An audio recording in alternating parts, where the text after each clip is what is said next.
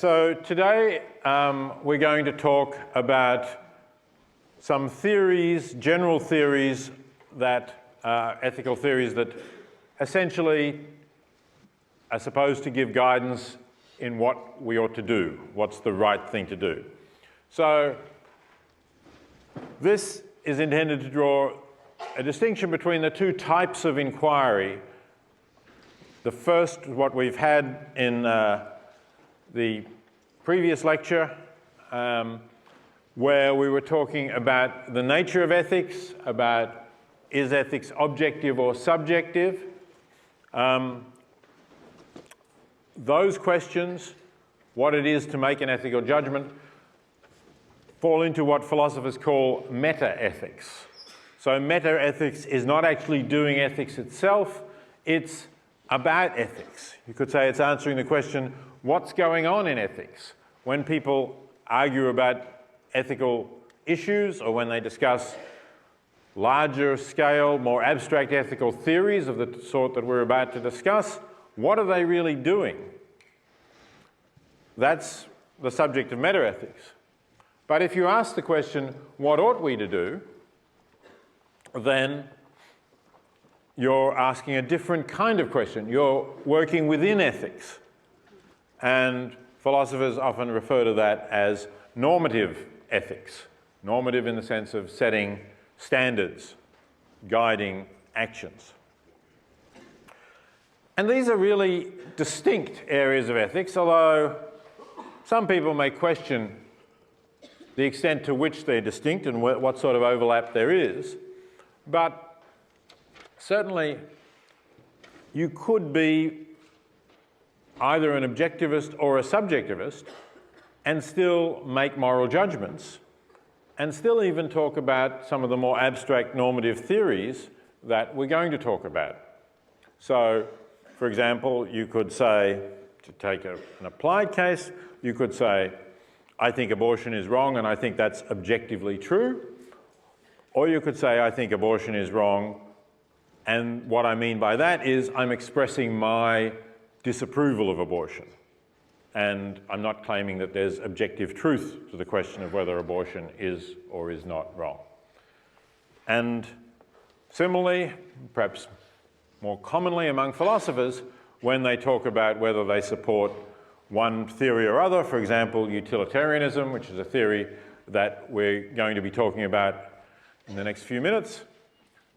There have been philosophers who've supported utilitarianism and have argued that this is objectively true, and there have been philosophers that have supported utilitarianism and have said, I'm expressing my ultimate approvals and disapprovals, my ultimate values, and I'm hoping that other people will share those values, but if they don't, there's nothing more that I can say to them because I don't think there is objective truth in ethics. So it's in that sense that these are distinct views. You might perhaps think, well, if somebody is a subjectivist, aren't they also going to be a skeptic about ethics? Or perhaps what we might call an ethical nihilist. You might have heard of nihilists who say, well, you know, I don't believe in anything. And of course, you could take that view, but it wouldn't follow from the fact that you're a subjectivist that you have to take that view. It doesn't follow that you have to say nothing matters in terms of whether what we do is right or wrong, or there is no such thing as right or wrong. It's all an illusion, it's all a sham. That's a possible position to defend, but many people would rather say, well, I don't think there's any objective truth, but I do really care about preventing cruelty, let's say, take a different topic. I really hate it when people are cruel to animals. I'm not saying it's objectively wrong, but I hate that and I'm going to try to persuade people not to do that. So you could care about things even though you don't think there's some objective truth in rightness or wrongness. At least that's certainly what many philosophers would say. So what we're now going to do is look at some of these normative theories, and as I said, I will start with utilitarianism, or something that's in that general family. Two terms that are worth knowing. Utilitarianism is probably the more common term that you will have heard of for a theory that's been around for a couple of centuries and is well known. Consequentialism is a more recent term, a philosophical term, seems to have been first used by a philosopher called Elizabeth Anscombe in an article in the 50s, I think. The idea simply is we judge whether actions are right or wrong in accordance with their consequences. So it's phrased in this way because it's possible, of course, that you have a choice between doing two things, A and B, and when you try to work out their consequences, it turns out that their consequences are just as good. Maybe they're even exactly going to have the same consequences, though they're different actions, or maybe you're just going to say, well, when I weigh up what's good or bad about those consequences, they turn out to be equally good, as far as I can tell. So then you can do either of those actions. For a consequentialist, either of those actions will be right. But normally, that's an unusual case, of course. Normally, of a choice of two actions, you'll be able to say one of them will have better consequences than the other, or even if you don't know, because it's often difficult to calculate the consequences of actions, you'll say the probability is that this action will have better consequences than that one, as far as I can see. So if that's the case, then the action that will have better consequences, or where you think the probability is that will have better consequences, is the right action to do. You can put that slightly more technically. People talk about the expected utility of the action, where you take account both of what ultimate good will come out of it and of the probability that you will achieve that.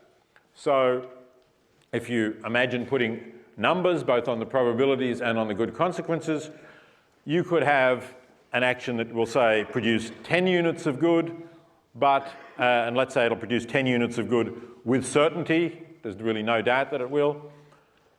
And there's another action where you have a 25% chance of producing 100 units of good. And let's just assume, for simplicity of the calculations, that if you don't produce the 100 units of good, nothing bad will happen. It will just be zero. It will just be a balance between good and bad.